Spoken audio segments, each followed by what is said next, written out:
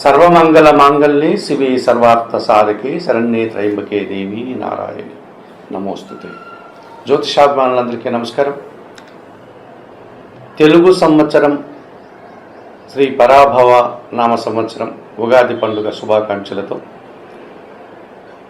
మనకు ప్రతి సంవత్సరము కూడా తెలుగు సంవత్సరం ప్రారంభమైనప్పుడు ఆ సంవత్సరానికి ఒక నామం పేరు ఉండేటువంటి సాంప్రదాయం ఉంది. ఈ రకంగా మనకు 60 తెలుగు సంవత్సరాలు ఉన్నాయి. 60 తెలుగు సంవత్సరాలకి 60 తెలుగు సంవత్సరాల పేర్లు ఉన్నాయి. ప్రభవ నుంచి అక్షయ వరకు ఉన్నటువంటి ఈ 60 తెలుగు సంవత్సరాలలో ఈ సంవత్సరం 2026 మార్చి 19వ తారీఖు గురువారం రోజు ప్రారంభమవుతున్నటువంటి ఈ తెలుగు సంవత్సరానికి శ్రీ పరాభవ నామ సంవత్సరం అనేటువంటి పేరును చెప్పడం జరిగింది. ఈ పరాభవ నామ సంవత్సరం 60 సంవత్సరాల పేర్లలో ఇది 40వ సంఖ్య, అనగా 40వ సంవత్సరం పేరు శ్రీ పరాభవ నామ సంవత్సరం.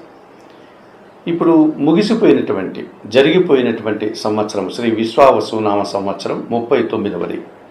అలాగే 2027 ఏప్రిల్ 6వ తారీఖున ఈ శ్రీ పరాభవ నామ సంవత్సరం ముగిసిపోగానే తర్వాత ప్రారంభమయ్యేటువంటి మరొక తెలుగు సంవత్సరం శ్రీ ప్లవంగ నామ సంవత్సరం.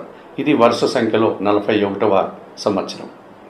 ఈ 40వ సంవత్సరం శ్రీ పరాభవ నామ సంవత్సరం ఇప్పుడు మనకు 2026 మార్చి 19వ తారీఖు గురువారం రోజున ప్రారంభమవుతుంది.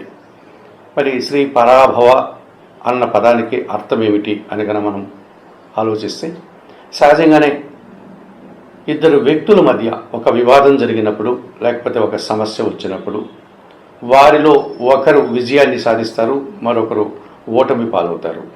ఆ రకంగా శ్రీ పరాభవ నామ సంవత్సరం అన్న పదానికి ఈ సంవత్సరంలో చాలా వరకు ఓటమి పాలవుతారు, పెద్ద అపజయాన్ని అవమానాన్ని ఎదుర్కొంటారు అన్న అర్థం. మరి ఎవరికి ఈ అవమానము, ఈ పరాజయము, ఈ పరాభవము అని ఆలోచిస్తే అది రాజకీయ నాయకులు కావచ్చు, పెద్ద పెద్ద వ్యాపారవేత్తలు కావచ్చు, సమాజంలో పేరు పొందినటువంటి ప్రముఖ వ్యక్తులు కావచ్చు.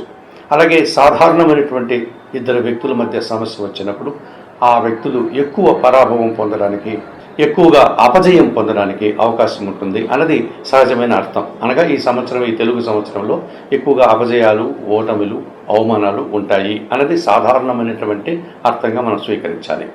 ఇక దీన్ని మనం ఆధ్యాత్మిక భావనతో బాగా మనం పరిశీలిస్తే గన ఈ పరాభవ నామ సంవత్సరం అన్న పదానికి అర్థం ఏమిటి, మన పెద్దవాళ్ళు ఈ పదాన్ని ఎందుకు నిర్దేశించడం జరిగింది ఈ సంవత్సరానికి అని కనుక ఆలోచిస్తే, మనలో ఉన్నటువంటి అంతఃశత్రువులు ఎవరైతే ఉన్నారో, అరిషద్ వర్గాలు అని ఏదైతే మన పెద్దలు చెప్పారో, ఈ కామ, క్రోధ, లోభ, మోహ, మద, మాత్సర్యాలు ఏవైతే ఉన్నాయో ఈ 6 శత్రువులను ఓడించండి. ఆ శత్రువులు ఓడిపోవాలి. మనిషి అనేవాడు నీతిగా, నిజాయితీగా, నిగర్విగా, మానవత్వం ఉన్న మనిషిగా వాడు విజయం సాధించాలి. ఈ శత్రువులు ఏదైతే ఉన్నాయో అరిషద్ వర్గాలు, వాటికి అపజయం రావాలి అన్నది దీని యొక్క అంతరార్థం. ఈ రకంగా ఆలోచించినప్పుడు మనమంతా కూడా మనలో ఉన్నటువంటి స్వార్థాన్ని, లేకపోతే ద్వేషాన్ని, కోపాన్ని, క్రోధాన్ని, ఇటువంటి వాటిని అన్నింటినీ కూడా మనం త్యజించి మంచి మనిషిగా ఈ తెలుగు సంవత్సరంలో మనమంతా కూడా జీవితాన్ని ప్రారంభించాలి అన్నటువంటిది ప్రధానమైనటువంటి అర్థం, పరమార్థం. ఇక ఈ శ్రీ పరాభవ నామ సంవత్సరం ఇది 2026 మార్చి 19 గురువారంతో ప్రారంభమై 2027 ఏప్రిల్ నెల 6 వరకు ఈ సంవత్సరం కొనసాగుతుంది.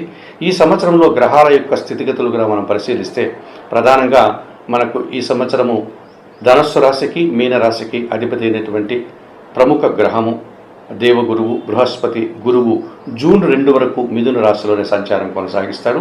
జూన్ 2 తర్వాత ఆయన కర్కాటక రాశిలోకి ప్రవేశిస్తాడు. కర్కాటక రాశిలో ఆయన ఉచ్చ స్థానాన్ని పొందుతాడు.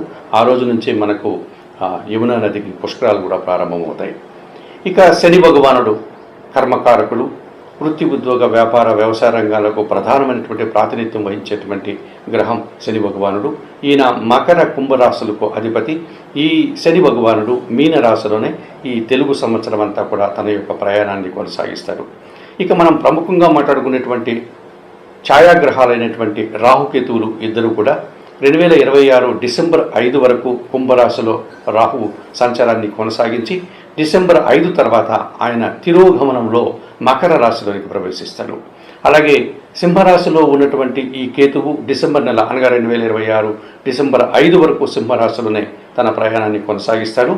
ఆ తర్వాత అతను కర్కాటక రాశిలోనికి తిరోగమనం ద్వారా ఆయన వెనకకు వెళ్తాడు. అనగా డిసెంబర్ 5 తర్వాత ఈ రాహుకేతువులు ఇద్దరూ కూడా మకర రాశిలోనేమో రాహు ఉంటాడు, కర్కాటక రాశిలోనేమో కేతు ఉంటాడు. డిసెంబర్ 5 వరకు కుంభరాశిలో రాహు ఉంటాడు, సింహరాశిలో కేతు ఉంటాడు. ఈ రకంగా గ్రహాల యొక్క స్థితిగతులు మనకి తెలుగు సంవత్సరంలో ఉన్నాయి. వీటిని ఆధారంగా చేసుకొని ఇప్పుడు మనం 12 రాశులు అనగా ద్వాదశ రాశుల యొక్క వార్షిక ఫలితాలని ఇప్పుడు మనము చెప్పుకుంటాం. కర్కాటక రాశి వారు శ్రీ పరాభవానామ సంవత్సరం తెలుగు ఉగాది పండుగ శుభాకాంక్షలతో కర్కాటక రాశి వారి యొక్క వార్షిక ఫలితాలు. ఈ కర్కాటక రాశి వారు గురించి మనం మాట్లాడుకునేటప్పుడు ఈ కర్కాటక రాశికి అధిపతి అయినటువంటి చంద్రుడు. వీరు సున్నిత స్వభావం కలిగి ఉంటారు. మృదు భావనలతో వీరు చేసేటువంటి పనులంతా కూడా చాలా సున్నితంగా చేస్తూ ఉంటారు. ప్రతి చిన్న విషయానికి కూడా కదిలిపోతూ ఉంటారు. చిన్న చిన్న సంఘటనలు జరిగినప్పుడు కూడా వీరు నిరాశకు నిస్పృహకు గురవుతారు. అలాగే చిన్న చిన్న సహాయం జరిగినప్పుడు, సంతోషకర వార్తలు జరిగినప్పుడు వెంటనే ఆనందపడేటువంటి మనస్తత్వం కర్కాటక రాశి వారిగా చెప్పుకోవచ్చు. ఈ కర్కాటక రాశి వారికి గురించి మనం మాట్లాడుకునేటప్పుడు పునర్వసు నక్షత్రం 4వ పాదం అనగా ఒక పాదం, పుష్యమి నక్షత్రం 1, 2, 3, 4 పదాలు, ఆశ్లేష నక్షత్రం 1, 2, 3, 4 పదాలు, ఈ 9 నక్షత్ర పాదాల వారిని మనం కర్కాటక రాశి వారిగా పరిగణించడం జరుగుతుంది. మరి ఈ కర్కాటక రాశి వారికి శ్రీ పరాభవానామ సంవత్సరంలో ఆదాయం 2, వ్యయం 11, అలాగే రాజ్యపూజ్యం 4, వ్యయం 7గా చెప్పడం జరిగింది. ఈ సంవత్సరం ఈ నూతన తెలుగు సంవత్సరంలో షష్టమ భాగ్యాధిపతి అయినటువంటి గురువు 2026 జూన్ 2 నుంచి కూడా జన్మరాశిలోనికి ప్రవేశిస్తాడు. కర్కాటక రాశిలోనికి గురువు ప్రవేశించినప్పుడు జన్మరాశిలో తప్పనిసరిగా వీరు పోటీ ప్రపంచంలో మంచి విజయాలను సాధించుకుంటారు. అలాగే నూతన అవకాశాలు రావడానికి అవకాశం ఉంటుంది. తండ్రి నుంచి కానీ పూర్వపుణ్యం వారికి అది అనుకూలించడం వల్ల కానీ మంచి ఫలితాలు పొందడానికి అవకాశం ఉంటుంది. మరి జూన్ 2 తర్వాత విద్యార్థులకు మంచి ఫలితాలు వస్తాయి. నూతన ఉద్యోగాలు కానీ, ఉన్న ఉద్యోగంలో పదోన్నతులు కానీ, ఆర్థికంగా బలాన్ని పుంజుకునే పరిస్థితి, సమాజంలో గౌరవ మర్యాదలు పొందేటువంటి పరిస్థితి కనిపిస్తుంది. మరి జూన్ 2 వరకు వీరికి వ్యయములో గురువు సంచరిస్తున్నాడు కనుక తప్పనిసరిగా కర్కాటక రాశి వారు విద్యార్థులు మరింతగా కష్టపడాల్సి ఉంటుంది. మంచి ఫలితాలు పొందడానికి, పరీక్షల్లో ఉత్తీర్ణత సాధించడానికి. అలాగే విద్యార్థులు ఈ రకంగా గురువు యొక్క ప్రతికూలత ఉంది కనుక 1-2 సార్లు కష్టపడి చదివి మరింతగా ప్రయత్నం చేయడం వల్ల మంచి ఫలితాలు అందుకోగలుగుతారు. జూన్ 2 వరకు వృత్తి, ఉద్యోగ, వ్యాపారాల్లో వారికి కూడా తగినంత గుర్తింపు కానీ, ఆదాయం కానీ లభించదు. ఆ కారణం చేత వారు నిరాడంబరతను పాటిస్తూ తమ పని తాము చేసుకుంటూ ముందుకు వెళ్ళేటువంటి ప్రయత్నం జూన్ వరకు చేయాల్సి ఉంటుంది. మరి కర్కాటక రాశి వారికి సంవత్సరం సప్తమ అష్టమాధిపతి శని భగవానుడు మీనరాశిలో సంచరిస్తున్నాడు.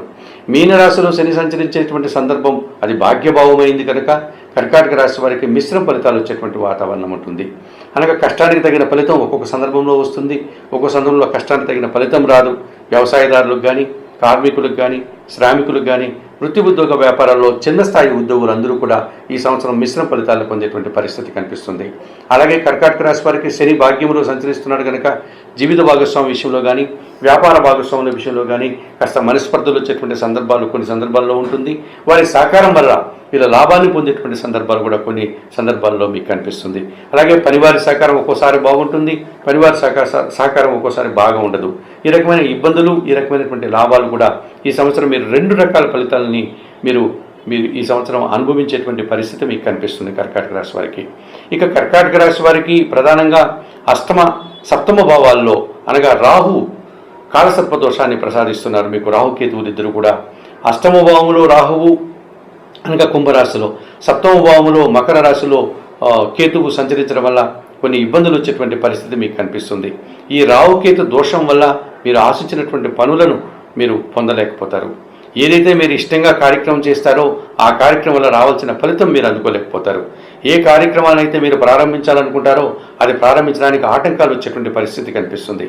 అలాగే మీరు ప్రశాంతంగా జీవనం చేస్తూ ఉంటే మీ చుట్టుపక్కల ఉన్నటువంటి వ్యక్తులు ఏదో విధంగా తీసుకెళ్ళి మిమ్మల్ని మోసపూరితమైనటువంటి వ్యాపారాల్లో కానీ, లేకపోతే అవినీతికర కార్యక్రమాల్లో కానీ పాల్గొనేటట్టుగా మిమ్మల్ని చేసి వారు తప్పుకునే పరిస్థితి కనిపిస్తుంది. ఈ రకంగా మీరు ఎటువంటి పరిస్థితుల్లో కూడా ఎవరిని కొత్త వారిని నమ్మకండి, దురాశతో కూడినటువంటి వ్యాపారాలు చేసుకోకండి, అత్యాశతో కూడి ఎక్కడంటే అక్కడ వెళ్ళి ఏ కార్యక్రమైనా చేయడం కానీ, లేకపోతే నూతన కార్యక్రమాలు ప్రారంభించడానికి ధనాన్ని వెచ్చించడం కానీ, మీ సమయాన్ని మీ ప్రతిభను వెచ్చించి మీరు అభాసుపాలయ్యేటువంటి పరిస్థితి ఈ సంవత్సరం కర్కాటక రాశి వారికి ఎక్కువగా కనిపిస్తుంది. తప్పనిసరిగా ఈ కర్కాటక రాశికి అధిపతి అయినటువంటి చంద్ర భగవానుడు ఈ సంవత్సరం మీకు పూర్తిగా 70% శుభ్రతను అందిస్తున్నాడు. ఆయన వారంలో 2 రోజులు మీకు బాగుంటే 2 రోజులు బాగుండడు. అటువంటి సందర్భాల్లో మీరు చంద్రుని యొక్క గమనాన్ని దృష్టిలో పెట్టుకుని చంద్రుడు అనుకూలంగా ఉన్నటువంటి గోచార సమయంలోనే మీరు చేయాల్సినటువంటి కార్యక్రమాలు చేయండి. చంద్రుడు ప్రతికూలంగా ఉన్నటువంటి సందర్భాల్లో మీరు కొన్ని కార్యక్రమాలు ఏది కూడా ప్రారంభించకుండా మీరు మౌనంగా ఉండడం వల్ల కూడా మంచి ఫలితాలు రావడానికి అవకాశం కనిపిస్తుంది. అలాగే పంచమ దశమాధిపతి అయినటువంటి కుజ భగవానుడు 2026 మే 11 నుంచి 3 నెలల పాటు మీకు అనుకూలంగా సంచరిస్తున్నాడు. వాహన లాభాలు కానీ, భూముల వల్ల లాభాలు కానీ అందుకుంటారు. పోటీ ప్రపంచంలో మంచి పోటీని ఎదుర్కొని మంచి ఫలితాలను, అవకాశాలను దక్కించుకునే పరిస్థితి మీకు కనిపిస్తుంది. అలాగే ద్వితీయాధిపతి అయినటువంటి సూర్య భగవానుడు ఏప్రిల్ నెల 15 నుంచి జూన్ నెల 15 వరకు 2 నెలల పాటు, అలాగే 2026 ఆగస్టు 15 నుంచి సెప్టెంబర్ 15 వరకు 1 నెల రోజులు, అలాగే 2026 డిసెంబర్ 15 నుంచి కూడా 2026 జనవరి 15 వరకు 1 నెల రోజులు మీకు అనుకూలంగా ఉన్నాడు. ఈ సమయంలో అధికారుల అండదండలతో మీరు అభివృద్ధిని సాధించండి. నూతన ఉద్యోగాలు కానీ, ఉన్న ఉద్యోగంలో పదోన్నతులు కానీ అందుకోండి. ప్రభుత్వం నుంచి కానీ, తండ్రి నుంచి ఏదైనా ఆస్తిపాస్తులు రావాల్సి ఉంటే ఆ ప్రయత్నాలు చేయడం వల్ల మీరు సఫలీకృతులయ్యేటువంటి పరిస్థితి మీకు ఈ సంవత్సరం కనిపిస్తుంది. మరి కర్కాటక రాశి వారికి శ్రీ పరాభవనామ సంవత్సరంలో జూన్ 2 వరకు గురువు వ్యయంలో సంచరిస్తున్నారు కనుక తప్పనిసరిగా మీరు రాఘవేంద్ర స్వామి దర్శనం చేసుకోండి. మంత్రాలయానికి వెళ్ళి రాఘవేంద్ర స్వామి ఆశ్రమంలో మీరు 1-2 రోజులుండి ఒక రాత్రి నిద్ర చేసి స్వామివారి సేవను మీరు పూర్తి చేసుకొని ఆయన దర్శనం చేసుకొని రండి. అలాగే శనగలు కానీ, పసుపు వర్ణపు పండ్లు కానీ, గురువులకు కానీ, మీకు విద్యాబుద్ధులు నేర్పినటువంటి ఉపాధ్యాయులకు కానీ ఇచ్చి వారి పాదాలకు నమస్కరించుకోండి. ఈ రకంగా చేయడం వల్ల జూన్ 2 వరకు మీరు గురుబలాన్ని పొందడానికి అవకాశం కనిపిస్తుంది. ఇక మీకు శని భగవానుడు భాగ్యభావంలో సంచరిస్తూ మీకు 2 రకాల ఫలితాలను అందిస్తున్నాడు కనుక ఇటువంటి సందర్భంలో మిశ్రమ ఫలితాలు వచ్చే వాతావరణం ఉంది కనుక ప్రతి శనివారము ఆంజనేయ స్వామి ఆలయానికి వెళ్ళి స్వామివారికి తమలపాకుల పూజ నిర్వర్తించండి. అలాగే శనివారం రోజు సుందరకాండ పారాయణం చేయండి. వయోవృద్ధులకు కానీ, లేకపోతే గోవులకు కానీ ఆహార పానీయాలు అందించడం వల్ల మీరు భాగ్యశని దోషం నుంచి బయటపడతారు. అలాగే మీకు ఈ సంవత్సరం రావుకేతు దోషం ఉంది.